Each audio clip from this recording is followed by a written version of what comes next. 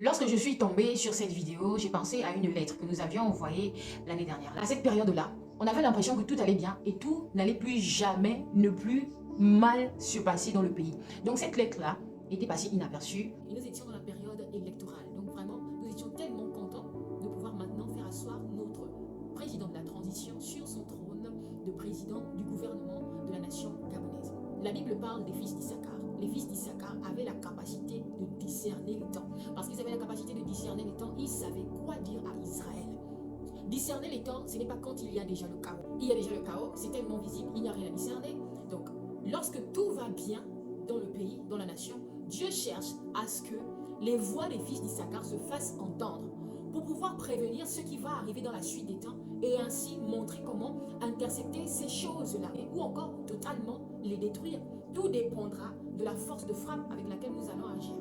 Mais le but est justement de se mettre en mouvement, pas de rester évasif et de ne pas analyser les prophéties, de juste se dire, comme ce sont des jeunes, ils sont juste remplis de zèle, ils n'ont pas la maturité, l'expérience et tout, etc. Mais pourtant, notre Père spirituel disait qu'il faudrait que la génération d'hier comprenne que Dieu ne va pas agir de la même façon avec la génération d'aujourd'hui. Il ne va pas utiliser les mêmes méthodes. Il faudrait que ceux qui sont là avant nous puissent écouter les jeunes, écouter ceux qui sont là, qui ont compris Dieu de manière différente. Prêtez attention, analysez les propos qu'ils disent avec l'Esprit de Dieu. En ce moment, ce qui se passe dans la nation gabonaise, ce n'est qu'un test micro. Et ce qui est triste, c'est que ce sont les païens qui remarquent ce qui se passe dans les éléments de la nature. Le combat qu'il y a, il est réel. Attends, les éléments de la création sont en train de dire au Fils, mais wake up! Vous accumulez les programmes en fait. Mais à quoi ça sert si ces programmes n'impactent pas la nation? Si la nation est en train de crier sous l'oppression des puissances, des ténèbres, des organisations ténébreuses, à quoi ça sert? Moi, c'est pour ça, littéralement, il y a des choses auxquelles je n'assiste plus. Parce que je me dis, j'ai d'autres fardeaux en fait. Si le but est juste d'être rempli d'onctions, de chercher d'autres dimensions, jamais les onctions qu'on a, on ne les déverse dans les territoires où nous sommes. Si le but de participer à plusieurs programmes, c'est juste pour avoir ses délivrances personnelles, c'est juste pour être emmagasiné d'onction et revenir encore et encore avoir plus d'onction sans que cette onction nous la déchargeons dans les éléments de la nature, dans nos territoires, dans nos familles. À quoi ça sert? À quoi ça sert de faire toutes ces choses à la maison? On ne change pas, on ne fait rien pour le territoire. À quoi ça sert? Si Dieu essaye d'éclairer de manière différente, c'est pour dire que ce que vous avez fait avant, ça ne pourra pas donner l'impact qu'il faut pour la dimension à laquelle la méchanceté est en train d'accroître dans la nation, dans le pays, dans l'Afrique, dans ce continent. My God! Il faut que l'Église se réveille, en fait. Il faut que l'Église se réveille. On veut faire des évangélisations sans intercession territoriale. Le dimanche, combien viennent à l'Église? Et même ceux qui viennent à l'Église, combien restent? Pourquoi? La terre est programmée autrement. Le ciel est programmé autrement. Les forêts, la création, les éléments, toute la nature de notre pays est programmée autrement. Et cette création-là est en train de crier pour sortir de cette captivité. My God! Pour sortir de cette captivité, pour travailler en faveur des fils de Dieu et du royaume des cieux. Jesus! Mais ça, c'est pas une personne qui peut le faire. C'est pas un petit groupe de personnes, c'est pour ça que la lettre parle d'unité de l'église. Parce que c'est pas une église uniquement qui peut aussi le faire.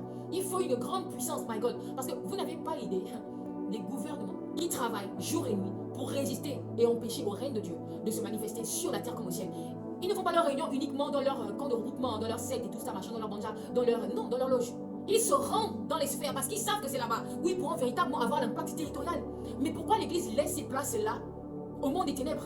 Et on s'étonne qu'on fasse une veille de prière, par exemple, je prends un exemple, où on ne prie par exemple que pour la nation, mais on arrive quand même à voir que le lendemain, les jours qui suivent, il y a encore des choses terribles qui se passent dans la nation. Ce n'est pas que Dieu n'écoute pas nos prières, my God, que l'Église se réveille. Il y a d'autres façons de prier. Dans chaque église, l'église de cette fin des temps, il doit avoir des intercesseurs territoriaux. L'intercession territoriale ne doit plus manquer dans l'église. L'église doit avoir des montagnes. Déjà, dans certains pays, ça se fait, oui, il n'y a pas de souci, mais la plupart ne partent pas à la montagne pour prier pour leur nation. Ils n'ont pas forcément le fardeau de prier pour leur nation, de porter ce fardeau-là. Ils partent à la montagne pour prier pour eux-mêmes, pour leur église, pour leurs fidèles, pour leurs affaires et tout, etc. Mais c'est pas ça le but. My God, on doit changer de fardeau. Prenons les fardeaux de Christ. Mettons-nous au travail. Arrêtons de penser uniquement à nous. La Bible nous parle de prier pour notre nation, pour notre pays, parce que son bonheur dépend du nôtre. Si le pays ne va pas, on peut chercher tout ce qu'on veut. Nos vies ne vont pas aller. Ça ne va pas aller. On ne peut pas courir après nos intérêts et s'étonner que nos vies sont comme elles sont. On doit changer nos priorités. Et pour ça, on doit passer à une autre dimension de prix que nous sommes capables de payer pour le royaume des cieux. Mettre nos égos de côté et se concentrer sur ce que Dieu veut faire.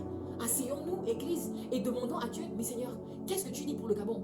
Comment est-ce que tu voudrais qu'on travaille en cette saison, en cette décennie, pour pouvoir résister, riposter et finir par dominer tous les royaumes occultes de cette nation et ceux avec qui ils sont en partenariat hors de cette nation? Pour ça, il faudrait s'asseoir. Mais là, les éléments sont en train de crier pour dire, réveillez-vous. Les méthodes que nous avions utilisées avant ne pourront pas être les mêmes. L'année dernière, je rends grâce à Dieu pour toutes les croisades qu'il y a eu. Je rends grâce à Dieu. Mais Dieu est en train de dire, Église, les méthodes, ça a béni le Gabon. Mais Dieu est en train de dire à l'Église que, Église, ce que vous avez fait avant ne pourra pas tenir, ne pourra pas atténuer la dimension à laquelle le monde des ténèbres se lève pour riposter par rapport à l'agenda de Dieu pour la nation. Les éléments sont en train de crier. Pourquoi? Parce qu'ils reçoivent des ordonnances des fils de Dieu qui comprennent ces choses-là. Mais comme ceux qui travaillent pour le monde des ténèbres sont en train de les oppresser jour et nuit pour qu'ils continuent à travailler avec eux, ça fait qu'il y a un combat national, my God. Ça fait qu'il y a un combat dans l'atmosphère. Attends, mais c'est tellement visible, c'est tellement palpable, mais c'est tellement triste que ce soit des païens qui remarquent ce genre de choses-là. Et nous sommes évasifs. Tout ce qu'on veut, une nouvelle dimension. Tout ce qu'on veut, une nouvelle onction. Tout ce qu'on veut, que nos entreprises fonctionnent mieux. Mais my God, tout ce qu'on veut, c'est de nouveaux fidèles. Mais my God, seriously, c'est à nous que Dieu a donné le pouvoir, l'autorité pour contrecarrer ces choses-là. C'est sur nous que Dieu compte, my God. L'onction qu'on ne fait qu'emmagasiner là, c'est pas pour juste briller dans l'église. Jesus, en cette décennie, c'est plus possible. C'est plus possible, my God. Et je dis ce qui se passe en ce moment dans la nation, les atmosphères spirituelles et les éléments qui sont en train d'être dégagés, c'est juste des tests micro. Moi, j'ai déjà vu comment la création peut montrer qu'elle n'est pas contente lorsque tu veux combattre ce que Dieu veut faire au travers de ceux qui parlent d'eux. J'ai déjà vu. J'ai déjà vu. Et c'est pas beau à voir. Ah, c'est pas beau à voir. Je prie qu'on n'en arrive pas jusque-là. Ça fait 2 ans déjà. Ça fait 2 années en arrière que j'avais vu ça.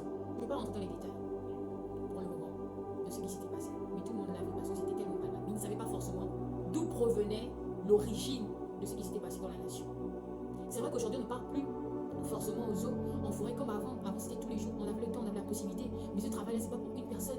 C'est pas pour une église. Jesus, la création elle-même est obligée de crier pour dire que si les gens ne se réveillent pas là, c'est chaud.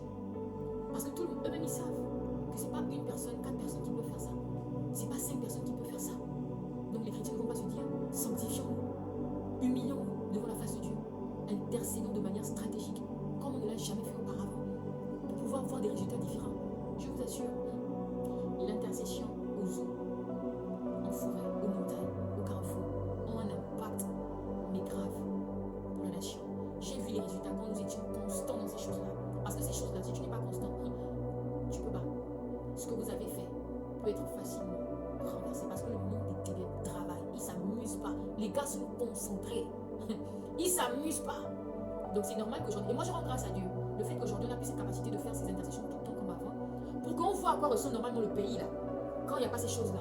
Parce que plus on le faisait tout le temps, quand tout allait bien, par exemple la période d'élection, tous les jours, le matin, avant le lever du soleil, il y a des jours avant le lever du soleil, nous étions là-bas, pour prier, pour intercéder, pour confronter les royaumes qui sont là depuis des générations dans ce pays, pour dire que les élections là vont se passer comme Dieu a prévu.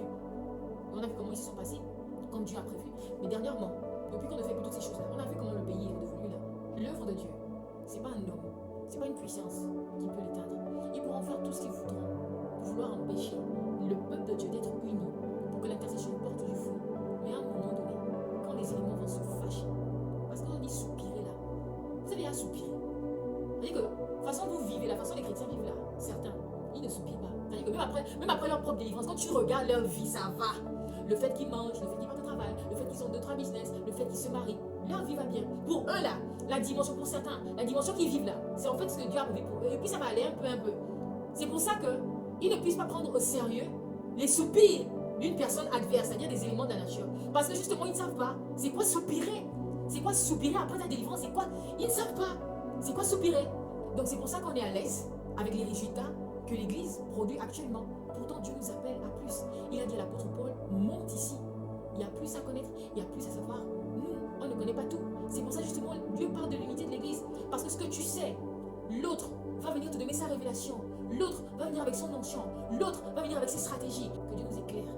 Que Dieu puisse changer de mentalité. Honnêtement. Que Dieu puisse transformer. Notre Père dit souvent que l'Église d'aujourd'hui